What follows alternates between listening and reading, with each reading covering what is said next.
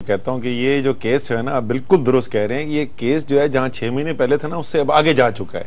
अब बात ये नहीं हो रही कि 1993 में अपार्टमेंट कैसे खरीदी, मतलब वो बात भी चल रही है, लेकिन अब सिर्फ वो बात नहीं हो रही। अब तो अब अकामा भी आ गया इसके अंदर। 2016 में जो आपने दस्तावेजात दिए, 2017 में जो आपने झूठ बोले, अब तो उन पे बात आ गई है, जो सुप्रीम कोर्ट में बार बार याद दिलाया जाता है आज भी। जैसे पहले भी हम जिक्र कर चुके हैं 3-4 मुख्तलिफ चीजों का। इसके अलावा पावर ऑफ अटर्नी की बात की गई।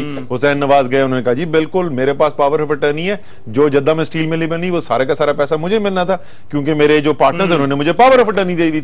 उन्होंने कहा जी किधर है पावर अटर्नी देने, उन्होंने कहा बिल्कुल मैं देता हूं। आज सलमान अकरम राजा से पूछा, उन्होंने कहा पावर अटर्नी तो कोई नहीं है। तो इस तरीके से ये, तो अब इसमें आप ये कह रहे हैं अकामे वाला मामला शामिल हो गया, अकामे वाला मामला आ गया, फोर्ज डॉक्यूमेंट्स वाला मामला शामिल हो गया। जो आप रिपोर्ट पढ़े उसके अंदर लिखा हुआ क्या है जी, फेक/फॉल्सिफाइड डॉक्यूमेंट्स, जब जो मरियम साहिबा के नाम से खुसूसी तौर पे, और साथ उन्होंने कहा कि हुसैन नवाज ने और कैप्टन सफदर ने भी इस्तेमाल किए। ये जरा करप्शन वाले नैरेटिव पे वापस जाते हैं, क्योंकि नून लीग मुझे लगता है कि उन्होंने फैसला किया कि ये केस तो हार गए हैं, तो नजर आता है सामने। वो मोहसिन ने जो कहा, उन्होंने कहा प्राइम मिनिस्टर का नाम नहीं है, वजीर आजम साहब खुद कह रहे हैं ये कि कौन से, अब वो कहते हैं मुझे स्पेसिफिकली बताओ कौन से वाला करप्शन का केस है। ये तो ठीक है कि मेरी अरबों की चोरी पकड़ी गई है, लेकिन ये बताओ इसमें कौन से वाले केस की चोरी पकड़ी गई है, ये बताओ। अब सवाल उन्होंने ये बना दिया। जनाब मैं जरा से इस पे ये बात कर लूं, ये बोलते हैं ना आज तक पकड़े नहीं गए, और मुशर्रफ साहब डिक्टेटर का हमने एहतसाब, उस वक्त 9 केस चल रहे थे।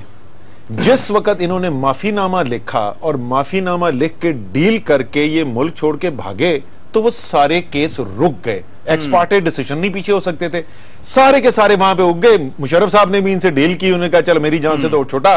उन्होंने ये नहीं कहा कि कौम का पैसा लूटा हुआ था भाई, मेरे पास इख्तियार कौन सा कि मैं इसको छोड़ दूं। ये मुशर्रफ साहब से पूछना चाहिए कि आपने छोड़ा किस तरीके से था।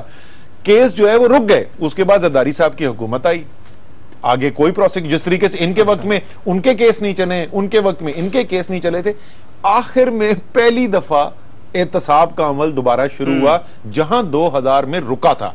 और वो जो शुरू हुआ है, तो उसके अंदर 1 साल के अंदर आपने देखा है क्या क्या सामने आ गया। 60 दिन के लिए जेटी मिली थी। आप ये कह रहे पुराना बैगेज है इनका। सर एक नहीं है, दर्जन से ज्यादा केसेस हैं। शहरी रहमान साहब, ये